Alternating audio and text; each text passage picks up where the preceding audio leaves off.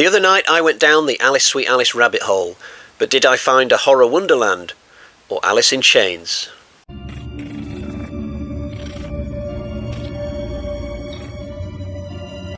Hi guys, so before we get into it, a couple of things. Firstly, I hope you like my experimental background that I'm going for today.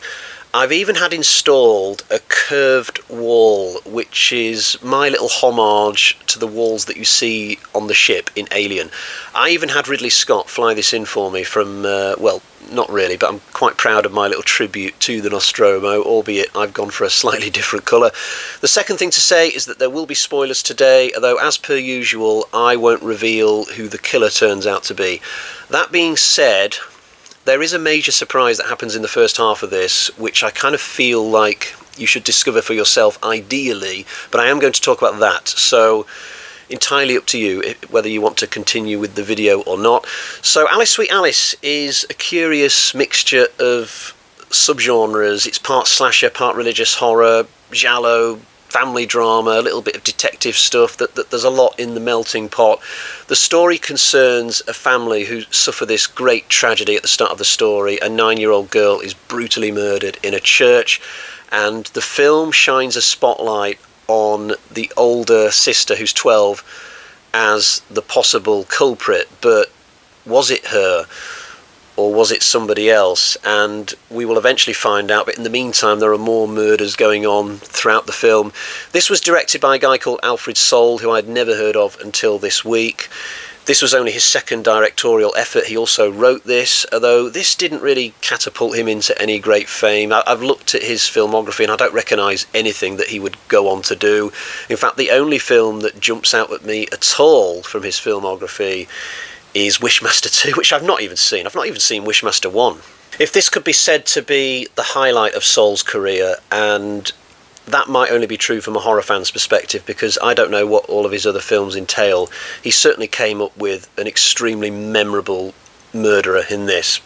Now, I'm going to refer to the killer as a she throughout the review, just so I don't have to constantly say him or her, but it could be a man. But what a fantastic get-up for a killer. So she wears a mask, which is sort of like the mask that a burns victim might wear, almost. A yellow raincoat with the hood up. Would you call these types of coats a slicker in America, or have I got that wrong? But it looks amazing. In fact, if they announced that they were going to do an Alice Sweet Alice 2 in 2025, I think a lot of horror fans would get excited just for the chance to see this killer on a movie poster outside the cinema in modern times. But it's always good to have a great visual for your killer, because at the opposite end of the spectrum, and this is the example I always use, Prom Night 2008 remake, the guy in the cap and the jeans, just minimal effort, it just looked awful. But that's not the case in Alice Sweet Alice. But it's not just the look of the killer which is great here, it's also the behaviour, because it's just so odd in this film. This killer is so random, but that just makes her creepier to me. Like she kills people in really crowded churches instead of just killing them in like really isolated places, and she doesn't kill at night when you'd think it would be a little bit easier. I don't think there's any night scenes in this film from what I can recall. There's one scene where the killer tries to get somebody through some stair railings, but the potential victim has the high ground here, so the arc of the hand is always going to go into the leg. So I just don't understand the strategy. Like, it's just so bizarre, this killer, but that just made us scarier. But if you look at the original Halloween, Myers is never scarier than he is in that first one, because his behaviour is just so odd. You look at what he does with the gravestone, and when he's walking around the school fence just following the boy, even though he's got no intention of murdering the boy. There's just such an antisocialness about Myers in Halloween 1, but in the sequels he just becomes more of a ruthless Terminator type killer where you can pretty much predict what he's going to do for the most part. But in Alice Sweet Alice you get a killer who is more in that spirit of Myers from Halloween 1, the randomness, the unpredictability.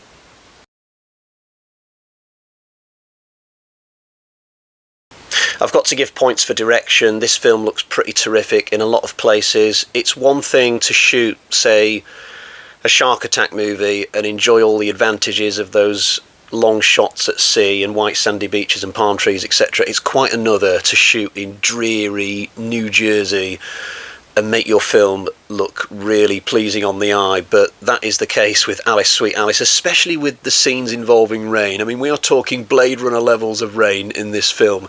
There's one scene where a cop goes into this phone booth and it's pissing it down all around him, and you just feel transported back to some kind of nifty police mystery from the 1930s, but in a good way.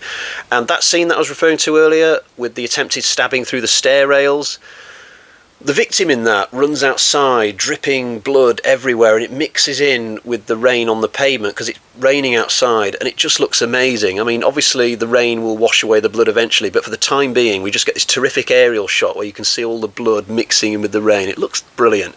This scene is so effective in so many ways. I have seen hundreds of kill scenes from down the years that are nowhere near as good as this scene where nobody dies.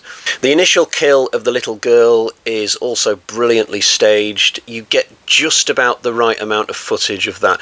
You've got to be really careful when you're shooting the murder of a 9-year-old. You don't want to make people throw up or turn the film off, but I think you get just enough, just a few quick cuts of the strangulation, but it doesn't go overboard. But another clever thing about the scene is that there's no build-up showing how the girl ended up in the killer's arms. Another director might have shown the girl kind of just slipping away from her friends for just a moment, but we don't see that. It's just left up to our imagination, which makes it a little bit scarier. Plus, because we don't see any kind of build-up and we just cut to the strangulation, it's like, whoa, it's like quite a big surprise. And then you got to take into account the fact we don't expect a kill to happen in this scene anyway, because it's just mass on a Sunday with loads of people hanging around. So it's a fantastic scene for so many reasons. I haven't even got to my favourite kill in the movie yet, which is the one that happens from very high up, if you've seen the movie.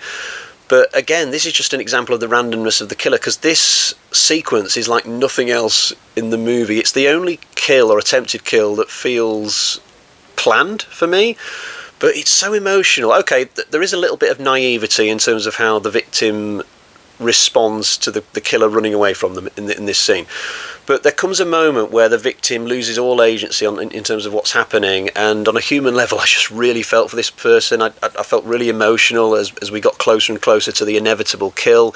It's really good stuff, and this is without even talking about the big revelation that happens in this scene.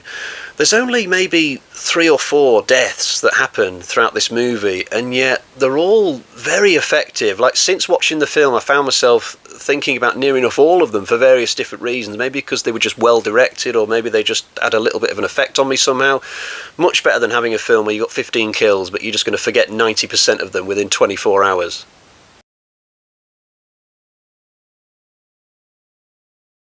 When I was watching this, I felt that the characters were quite meaty, quite well drawn out, and yet on further reflection, I don't think it's that the characters individually have a lot of depth. It's more that the family tree overall has quite a lot of depth. You get a good handle on this extended family and all their various friends and stuff. You've got the annoying sister-in-law.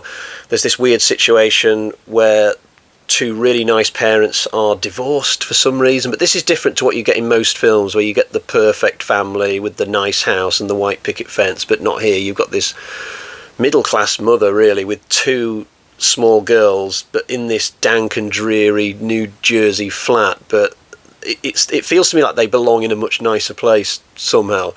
Alice herself is a really likeable character, I found. I spent most of the movie hoping that she wouldn't turn out to be the killer.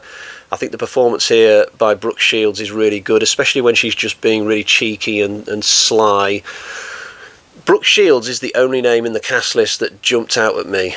And I don't know why, because looking at her filmography, I don't recognise anything. I suspect that I just know the name because of her celebrity marriages, maybe.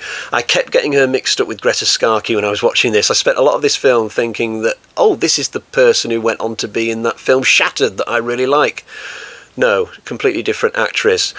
There's a strange obsession with her sexuality in this film, even though she's only 12, and we shouldn't even be dwelling on that. But several times the script just points to this girl as some kind of sexual object about to go into bloom. It's just weird. Like, there's this scene where this fat slob of a landlord literally assaults Alice, and then she gets away, thankfully. As a little aside, this character is just awful. I really did not like him one bit. I don't understand how he got into a position where he owns his own block of apartments. I just can't imagine him, like, going up the rat race. I can't imagine him even fixing a drain pipe. He doesn't come across like a captain of industry. Surely this character was the inspiration for that guy in Saw 4, the hotel owner, the sex pervert who gets his arms and legs ripped off. But what a character. Now, there's another moment in the film where we get an awkward reference to Alice's sexuality. She's in a police station and some cop just makes some offhand comment about her breasts or something like that. And I'm thinking, why is this in the script? This is just weird. I'm not going to count it as a black mark on the film, but it's just something that I noticed. We seem to have constant references to sex and Alice for some reason.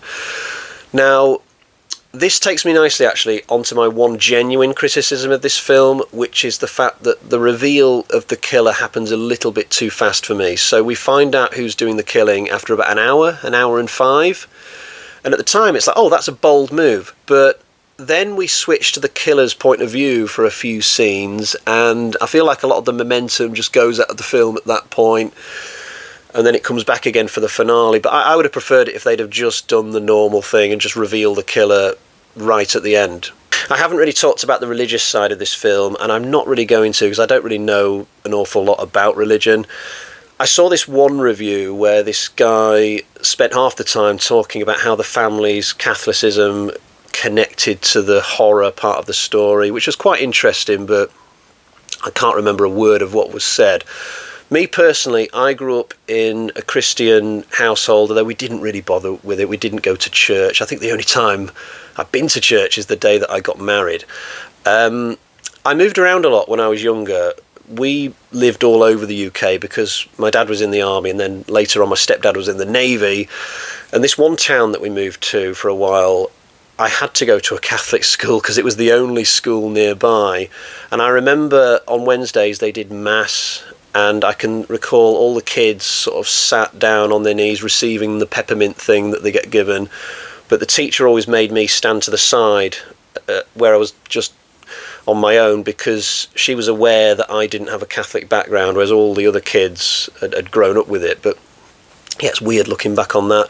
The family in this film are definitely Catholic, and there are probably a few angles, a few topics that you could go into about how the religious stuff connects to the actual horror. But me personally, I was just here for a good horror film, and thankfully I definitely got it.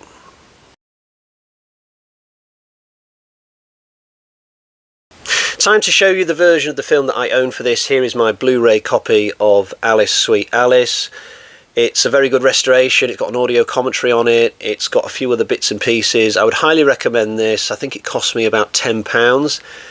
It's by 88 Films, this one, the Blu-ray release, not the movie. And on the side it's got a number 35 in the Slasher Classics collection, supposedly. I think I've got 2 or 3 other films in my cupboard which have this number on them, not the same number. I think Terror Train might be part of this series.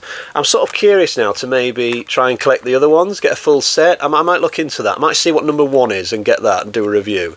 Although watch it turn out to be something boring like Psycho. Boring as in everybody's seen it 100 times, not that it's a bad movie. Right. It's time for a historic moment on the channel. I did say that when I got past 1,000 subscribers, I would ditch the axes and get a brand new weapon in order to do my score. Well, I went even further than that because I've got a brand new bag of terror. Here it is with actual horror on the front. Now let's have a little dip inside and see what score we're going to give Alice, Sweet Alice. So we got 1, 2, 3, 4 Michael Myers carving knives out of 5. That's what I'm going to call them, the Michael Myers carving knives. I am a big fan of the Halloween franchise, so that pleases me no end. I don't know what I'm going to do though when it's a score where I have to use half a point, because I don't think these knives are going to pull apart very easily, whereas the axes, they did pull apart very easily. But that's a problem for another day. I might have to hack through one of them or something with one of my kitchen knives, one of my genuine kitchen knives. But there we go, the first ever appearance of The New Bag of Terror. Right, before we go today, we've got a little reading update. So I've just finished reading the Bachman books, which is a very thick anthology containing 3 novels by Stephen King, writing as Richard Bachman. The common theme here is that all of these stories take place in dystopian versions of America where the government has gone really bad, with the possible exception of road work, which feels quite contemporary, really. This final book that I read, though, just this week, The Running Man, it's really good, a really exciting story, very different from the Arnie version of The Running Man. For instance, in the written version, the people who are running can go all over America and then they get hunted down, whereas in the film, it's all consigned to this, like, one block. It's just a game zone in the same general area. But I like both versions, although I've definitely got more affinity to the Arnie version because I grew up with that one. But I'm going to take a little break from Stephen King now because I'm alternating between King and Aliens novels because I love the Alien franchise and I'm really getting into those novels.